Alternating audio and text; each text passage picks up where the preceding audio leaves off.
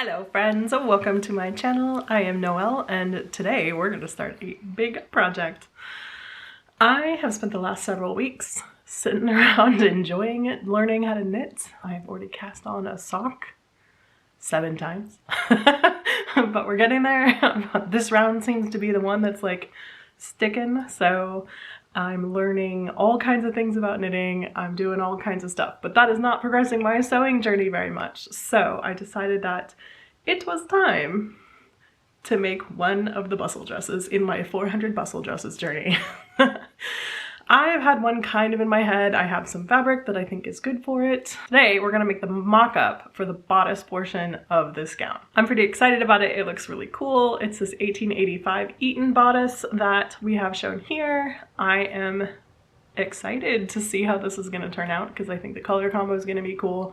I am going to the Port Townsend Victorian Festival, which I think is in either April or May. I am not sure at this point. I should probably figure that out. I already have a hotel room and ball tickets. If you want to come hang out, come to the Port Townsend Victorian Festival.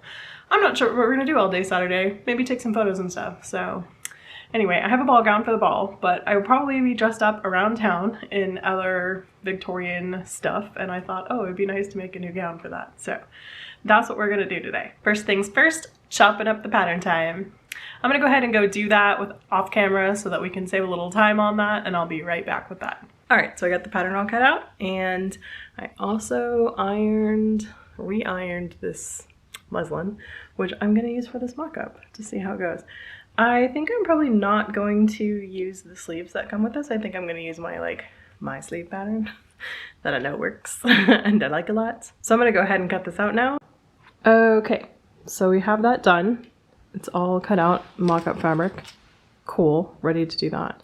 Next thing I'm gonna do is go ahead and read my instructions all the way through with my pattern pieces so I can like look at them and see what they're talking about, get that all straightened down in my head. This is a thing I do before every new pattern just to make sure that I got things settled. P.S. to everybody who is screaming, bringing the whiteboard back. It is coming back. Here it is. I even made a list for this. It's gonna go on this wall here. The problem is I don't have the anchors and I don't actually know where the screws are, so I gotta find this. But then I'll put that back up. So hopefully that'll be soon. Anyway, I'm gonna go do this. You guys should do this when you have a new pattern. You can learn a lot. Speaking of learning a lot, another fun adventure that I've been on has been thanks to this video sponsor, National Sewing Circle. National Sewing Circle is your go-to online resource for new sewing instruction, ideas, and information. Whether you are new to sewing or totally experienced, I feel like National Sewing Circle has videos for all skill levels. Beginners might like to check out the core skills section with their quick and easy premium videos on things like different seam finishes, making ruffles, how to use your serger, and so many other techniques that are so important to getting your first projects off the ground. National Sewing Circle is always creating new premium videos to keep you coming back for more and to help you stay inspired. I, personally, have been watching the padded book bag video by Ellen March. As I am learning more and more about knitting and casting on different projects, I'm starting to see why everyone has project bags for each and every one of their projects. Keeping your yarn in a container so it doesn't roll across the room is for sure a lesson I have learned the hard way. And I think being able to customize the size and shape of those bags as well as the fabric choices is so fun. And it marries 2 of my favorite hobbies together, which is also awesome. As a member, you'll have access to National Sewing Circle's wide range of instructional videos from expert instructors. And I am pleased to tell you that once again, I have partnered with National Sewing Circle to get you guys a fantastic deal. The first 1,000 people watching this video to use my link in the description will get you a full year of premium membership to National Sewing Circle for only $1.49. This is valid for new members only. Thank you for sponsoring this video, National Sewing Circle. My read-through is done. I feel like I learned a lot from that situation and I get it, and it shouldn't be that difficult. Now I am trying to decide about a lapel. Here is the image again. I'm trying to figure out, do I want that lapel? Do I not want that lapel? I think I'm gonna make this with the lapel, and I can also like fold it back so I can see what it would look like without the lapel. I am not positive on which one I want yet. I'm sure that at some point I will make another one of these because I like this style of jacket a lot. So I guess whatever I decide to make this time may change next time. Maybe I'll have some of both, so we'll see. Here's the whiteboard for you guys. I have done this, I have done this, and I have done this. So I guess now it's time to sew that mock-up. We'll see how it goes. Alrighty, first things first is darts have been placed on the front. There's two fronts. One is called the Eaton front, and that's this, which I think is the outside jacket looking part. And the other one's just called the front. So this is the little jacket part. So I'm going to go ahead and put darts in that. The front piece also has darts, and it has two on each side. So that'll be later. We have the darts in. So the next thing I'm going to do is put on this lapel. I don't know if I want the lapel or not, but I'm going to put it on just to see. The first thing I'm going to do though is actually trim off the seam allowance, because this should have a lining and be like flipped inside out. So I don't want it to be a ½ inch bigger all the way around than I think it should be.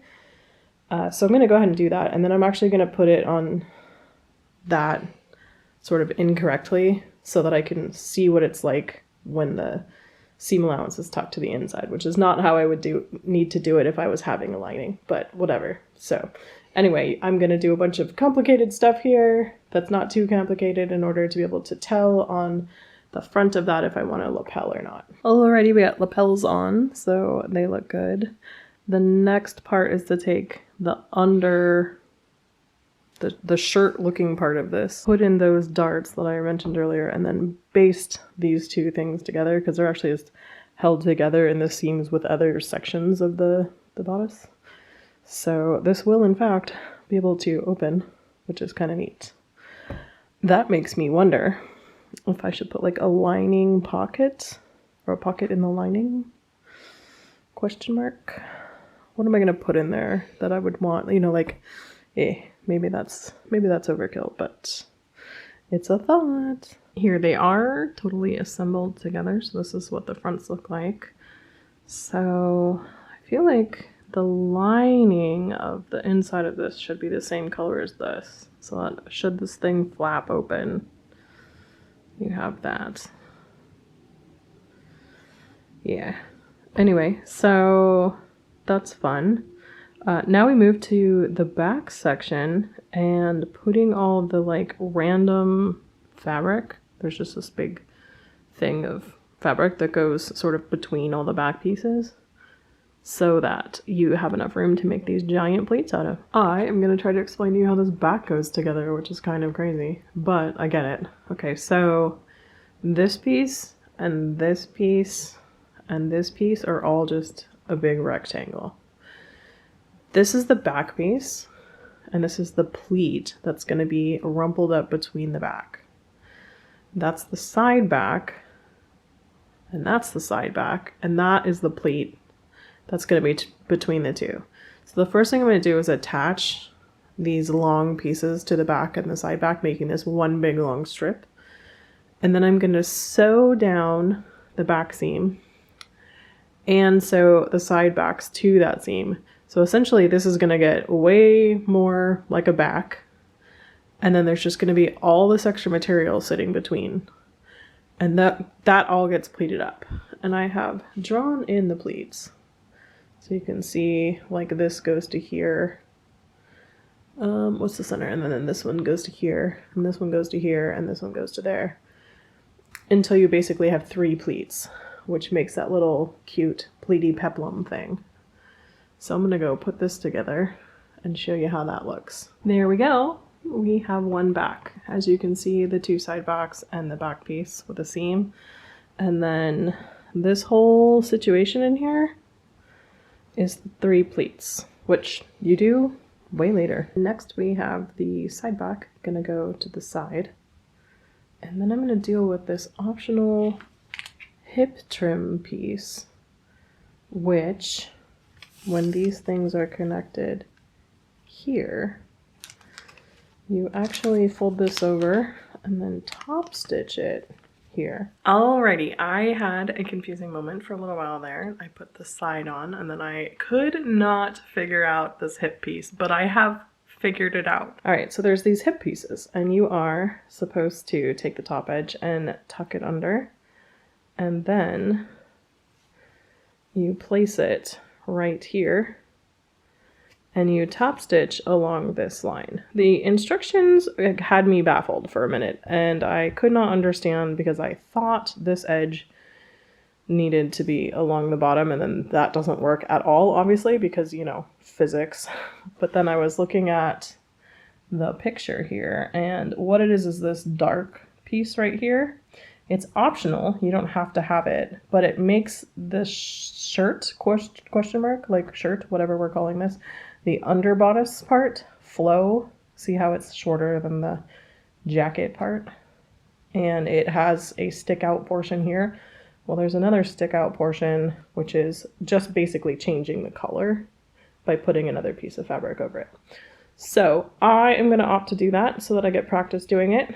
And then I think we join these together, like the whole thing gets put together. The side seams are sewn up and the shoulder seams are sewn up. And then there's the pleats. And then I think we can do a try on. So we're getting there. This jumbled pile. Okay, so it is all together. I need to figure out the pleats, and I have tucked on a collar. I am now pressing it down. I was just like, oh, I have to film it. So I did connect the side seams and the shoulder seams. That was basically all you missed, and then popped this collar on.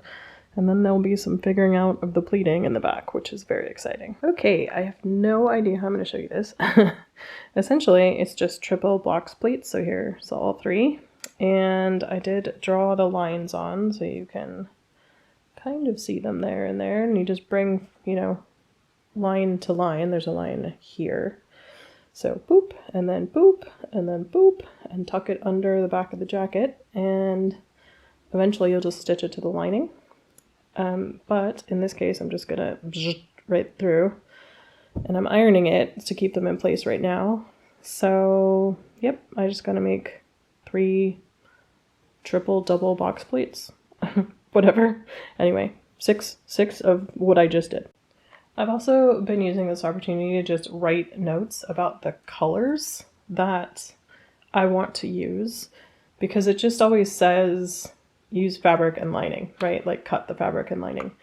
But like in this case, I want the pleats to be the darker color because I think they'll be cute underneath the lighter color of the jacket. So the outer fabric here should be the darker color and lining as usual. Whereas on these two pieces, I actually want to use the darker color as the lining. So I've been making notes here for my own self because this event is at the end of April, so who knows when I'm going to actually make this jacket.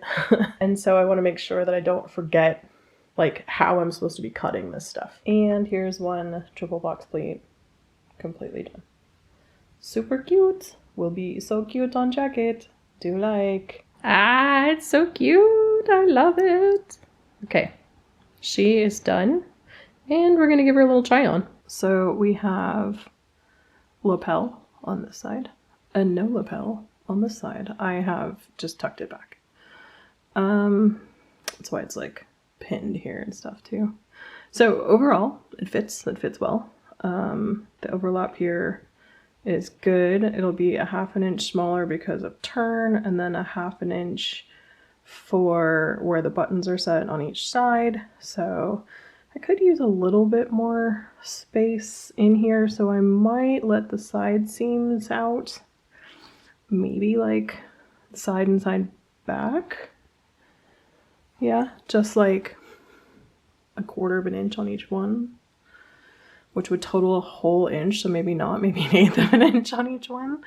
I can do math. I buttoned this weird. You can see it's like longer on the bottom here and longer on the top here, but it seems to work okay. But it fits well, which I like. I do like lapel, and I do like not lapel. So I think the overall vote from everybody that I've talked to so far has been no lapel. So maybe we're gonna go no lapel. I do think there is, as usual, a lot of room up here. So I may shave this down a little bit, like make this curve less pronounced, because it is curved, because like, man, I got a lot of space here. It also maybe could cut out like a 1/2 inch across here, because there's always this like blup right here as I lose focus of my camera. It's actually probably like a whole inch right there that I could just get rid of. So I think I might take some out across the top by just folding my pattern when I cut it. That sounds dangerous, but I think it'll be fine. And then just like let out these side seams just a smidgle. So overall, as usual with these patterns, they fit great for me. I am the size that I say I am, and the pattern is correct about the size that it says that the product will fit. So fantastic. Yeah, I do like both sides. Let's look at this. There's always like a little weird thing here, but this also gets eaten up in my sleeve sometimes, like the sleeve ends up pulling it. Sometimes I actually have to add some here for that, so that may also be a thing I should think about. It's like adding a smidge right here. And I could probably take it out of the back. The back fits good. The little peplum thing will be super adorbs when there's a bustle under my butt, my flat butt. So I'm excited about it. Seems good. Okay, mission accomplished, guys. We got our job done this week. Excellent. Okay, I was polite to future me, and I added 1/8 of an inch here, and 1/8 of an inch on each side here. It could be a little bit less than that. And then also here. So that would give me 1/2 an inch on each side, which gives me an extra inch of room, which I don't need a whole inch of. So maybe it'll be even less than that. It's just like approximate. But that will increase the size of this armhole. But I'm also going to fold this pattern above the armhole and fold it 1/2 an inch to take out 1 inch of vertical space, like I was showing you. And that will take the inch back out of the armhole. Should be okay. My sleeve is really forgiving. And then I put a note to like take some of this bump out because I don't need that. The girls don't need that. So, all right, I think we are complete. If I forgot to write anything down, please yell at me in the comments, but we shall move on. Time for final thoughts and jibber jabber. Okay, so I am very pleased with how that went. I will definitely be making more than one of that bodice because I like it. I think it's cute.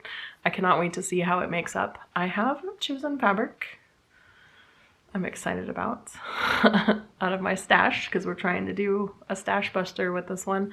Unfortunately, when I pull out the silk fabric, it seems like it's a lot because it's like 10 yards, but it doesn't take up that, like my stack doesn't get that much smaller because silk is so thinly foldable. So I'm like, oh, this is gonna take a while. Maybe it will be actually 400 bustle dresses. Anyway, I need to build this bodice and then I need to figure out what the skirt and the underskirt are gonna look like. I think I'm just gonna use my normal skirt pattern because we all know that one works really well for me. I need to figure out the overskirt. I've made a bunch of the overskirts now that I have patterns for.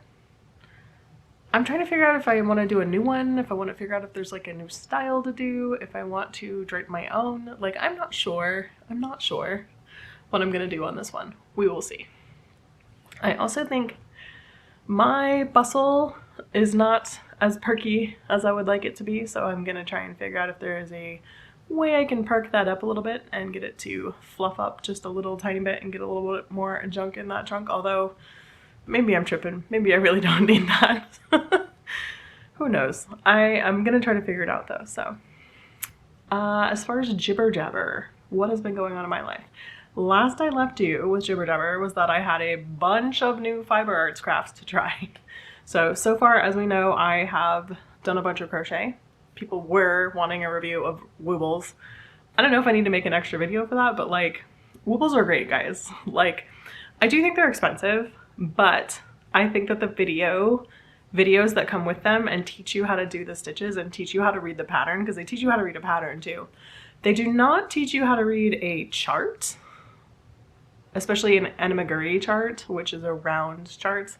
So you have to look that one up online, but they do teach you all the stitches. They teach you every little ounce in slow, excruciating detail if you need them to. how to do every single thing for anything you're making. So what I would say is like maybe do one wooble. And then there are plenty of other kits out there that are so much cheaper. Like my craft store has animagiri kits for like $10. They might not include the hook. They might not include stitch markers. I don't know. It might just be the yarn. It might be just the instructions and like some yarn. I don't know what's in those kits because I haven't tried them yet. But if you want one that is like literally everything, because it is all the yarn you're gonna need, it is stitch markers, it's a needle, it's the videos, it's a crochet hook. Although I think they're all, like all the crochet hooks are the same size-ish, so I think they're 6s. Not positive, but I think that's a 6. Anyway, I do think they're worth it. I think that that is a great way to learn, especially if you like have always wanted to learn crochet. But I made those 3 and they were really repetitive. The only thing that was different on them was like their hair. I can make a Powerpuff Girl body. I don't even need the instructions. Like I know how to do it. So if you're wanting to learn crochet, I do think that they're awesome. I think they're like $30, so it's kind of expensive. You can get them on sale sometimes at like Michael's or Amazon. And Woobles does have sales on woobles.com. And there are a lot more on woobles.com. So anyway, I would give them a high rate of success. Everybody I know, except one person who's tried it, has successfully woobled and been like, oh, now I know how to crochet. Great. So the great thing about crocheting is like the learning curve is not that bad. Knitting is a completely different story, and I'm going to talk about that next. So I started knitting. I have taught myself how to use DPNs, so double pointed needles. I am learning how to make a sock on circular needles that are long with a magic loop. Not that hard. I also got these things called flexi flips, which are double pointed needles with a tiny little cord between them. So they act like double pointed needles, except you only need 2 of them because they can form a circle with just 2. I think those are gonna be my favorite. I haven't tried them yet for a sock, but I am currently knitting my first sock. I have frogged that sock like at least 10 times. Because I'm either like, where did this stitch come from? And you know, I could just knit 2 together. Like it's not a problem to just keep moving on this thing and let this first sock be imperfect. But I do also think that I am learning right now. And so I am doing my very best to go, nope, this could be better. Let's try again. Let's try again. Let's try again. So that's what's happening. I've gotten through ribbing like 5 times, like all the way through the ribbing part. So, and then through some of the like sock leg. It's fine. I just actually was watching a movie with my husband and I pulled out the whole sock twice. So I haven't even got to the heel yet. So we'll see how this goes. I feel like this is going to take forever. At some point I will give up and just cope with whatever has happened and like knit 2 together or pick up a stitch or do whatever I need to do in order to make it the right number. But while we're still in the top zone, I feel like it's fine for me just to pull it out and start over because it's so fast anyway. I'm also doing this with worsted weight yarn, so it's like definitely faster and thicker, like sock yarn than normal sock weight yarn. So it's not that big of a deal to pull it out. Anyway, I am enjoying my knitting. I do wish I was more of a sweater girl. I am not a sweater girl. I am a hoodie lady. I could be a cardigan lady, maybe. I am vaguely interested in like these lace weight t-shirts that you can knit. I'm like, oh, I could like knit a t-shirt. That'd be cool. So we'll see, maybe that. Also, I am interested in historical stockings. I might be taking a class later this year on that. So I need to learn how to cables stitch, do cables, make cables, form. I don't know what the word is for cables, but I'm going to learn how to do that before I go into this class. So I can learn how to make historical stockings because that sounds like fun. I also want to make my own gloves because I wear a huge glove. My palm size, I think, is like a 9. I have giant man hands. I am grateful for my giant man hands because they are strong and I put them through holy heck doing lots of stuff. So I don't mind, but it's hard to find gloves, especially like dainty gloves. There's not a lot of dainty when you wear like a man size glove. So The other day, my mom had no idea that my hands were this big, and she was here, and she, like, I said something about it, and she was like, what? And I go, give me your hand, and her little hand is like, here. She's like, whoa, where'd you get those? I'm like, my dad. She's like, oh yeah, my dad is a giant man. So yeah, I got dad hands. Anyway, so knitting and crochet so far, check. Like, working on that actively, constantly. I still have my broom kit. I did watch through the whole videos of both videos that I got 2 classes, and I got enough stuff to make several brooms from each class. So I've watched the videos for both of them already, and I fully understand what I need to do. I just need to like get time to do it. Also, I kind of want to do it downstairs in like maybe the garage because it looks kind of messy. So it's cold right now, like heckin' cold where I live. So it threatened to snow the other day, and there was some slush that came down, and I was like, whoa, this is nothing. The East Coast is going through a crazy blizzard as we speak. However, your girl from California was like, hey, it might snow where I live. That's pretty cool. So it's cold outside, which I am loving. Like it's been cloudy and rainy, although I kind of think the rain is a lie. It rains, but it doesn't really rain. That's what I will say about it. Anyway, I love it here. It's great. The Portland Metro, fantastic. So that's an update. What else has happened? Oh, I've been to a fiber arts festival. That was fun. I went to one in Tacoma, and I bought a bunch of yarn. I also bought roving and a drop spindle. Remember when I said I was gonna like definitely have to learn how to spin? Yeah, I have the supplies now. so I'm gonna learn how to do drop spindle first, and then probably like a spinning wheel situation at some point. I am also signed up for class to learn how to use my loom. So first we're gonna go find out if the loom is functional. And then we will try and warp the thing. So I'm excited about doing that. It's gonna be fun. I don't think I get to take that class until the end of March, maybe? Yeah.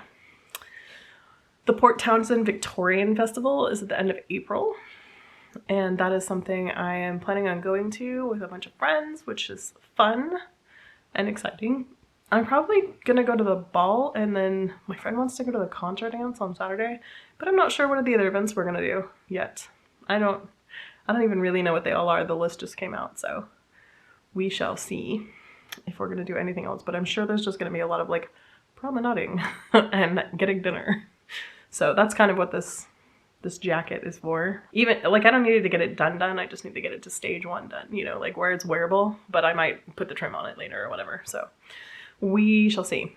We are 8 days out from leaving for Chicago for the Art Nouveau ball that Christine is throwing, which should be fun. I am so excited to see her and my other friends and get to hang out and chill. So that's very fun, and we should have a good time. I abandoned the Muka dress for now. Erica is trying to get me to wear my chiton. I have a blue chiton that I will put a picture of here, and wear a Muka headdress with that and just call it good. And I'm like, okay, I can pick up what you're putting down here, so let's give that maybe a thought. Otherwise I will just wear my bustle ball gown that I wore to Chicago last time. Who knows? I kind of don't want to wear a corset, but also it's like heckin' cold there, so I'm like, ooh, do I just want to be wandering around in like a rayon challis dress? I don't really have like a jacket for that or anything, so also I need to make the headdress in the next like a week or 2, so we'll see if that happens or not. Unclear. Anyway, so that is about all that has been happening around here. It doesn't, I guess it does sound like a lot. It doesn't feel like a lot, but I have been like crunching on stuff every day, whether or not it gets filmed here or not. So I'm working on it.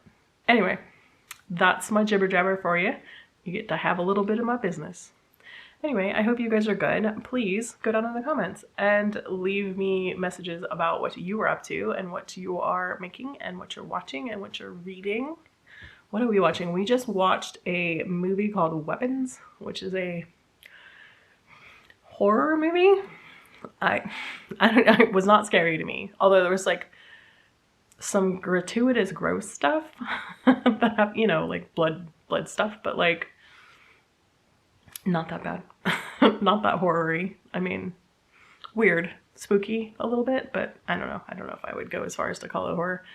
Anyway, we are also just got the last night of the Seventh Kingdom, new Game of Thrones series. We have not watched any part of it yet, so we are about to watch that. So I'm looking forward to that because people are saying it's really good. Am I reading anything? No, I'm listening to a new podcast called Real Life Ghost Stories, and I love it. It's very fun. It is not very spooky. Like, it's a little spoopy, maybe. But the people, the hosts, are so, like, funny and chill, and they, like, stop and, like, give their commentary on stuff constantly. So it kind of takes the, like, edge off of it. There's only been one or maybe two stories so far that I was like, ew, I'm gonna not listen to this as I fall asleep. The rest of it is, like, honestly fine. And I don't have a high, like, I don't like jump scares. I don't like creep factor stuff. I do not like the chick in the mirror situation. So, you know, I feel like I'm not like a high tolerance ghost story person. And it's fine. So I'm having fun listening to that one. Anyway, go down below, as I said, and let me know what you guys are into, what you're watching, what you're reading, all that stuff, and how you've been doing, how your February's going, what's your plan for March. I am excited about March because it seems like I'm going to see some friends and I'm going to work on a bunch of fun stuff. So yeah. All right, I think that's about it. Thank you again to National Sewing Circle for sponsoring this video, and leave a like if you like this video, leave me comments down below, do all the good stuff, ring the bell, do the subscribe, whatever, if you want to. I'll see you guys next time. Bye guys.